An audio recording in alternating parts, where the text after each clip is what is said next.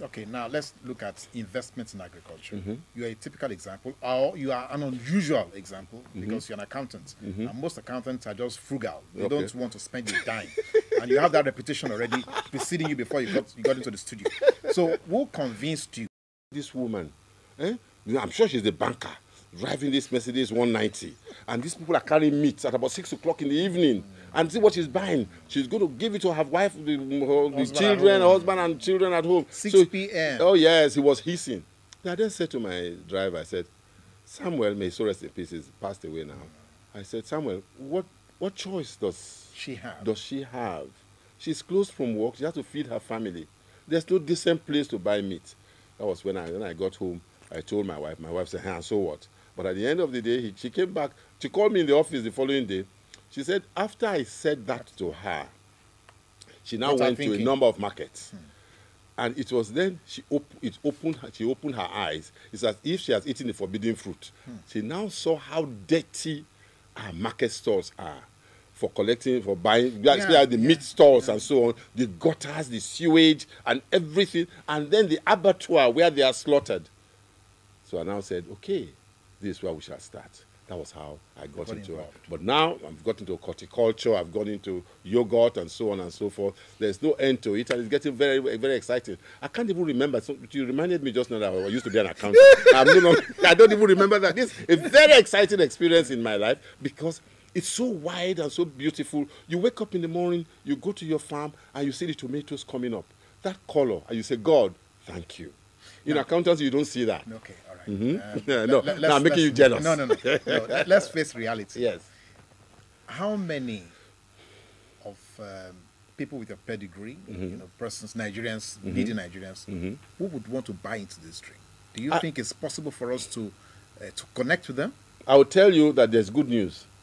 Many of them did not see what I saw, but given the fact that I was in it, they see my commitment in it, they believe now that there is a future.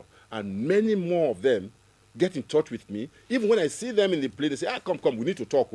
This agricultural thing is a serious issue. I have this land, I've always had it for so many years. What do I do with it? And then the first thing I say to them, agriculture is not only about farming.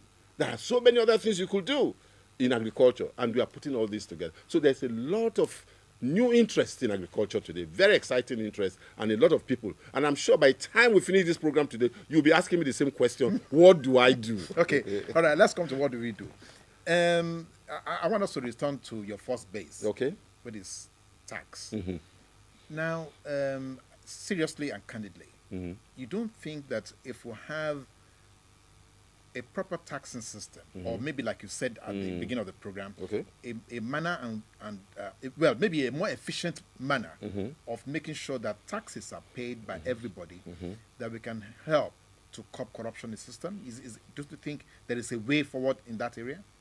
The first thing is the corruption itself is extremely efficient.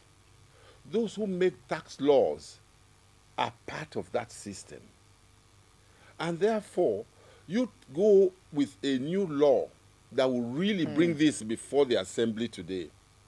It's reality. I mean, like they say in the farming industry, every farmer with a hoe drags all the soil under his own feet. He will ask himself, if I pass this law, won't I be hitting myself and taking the sand away from under my feet?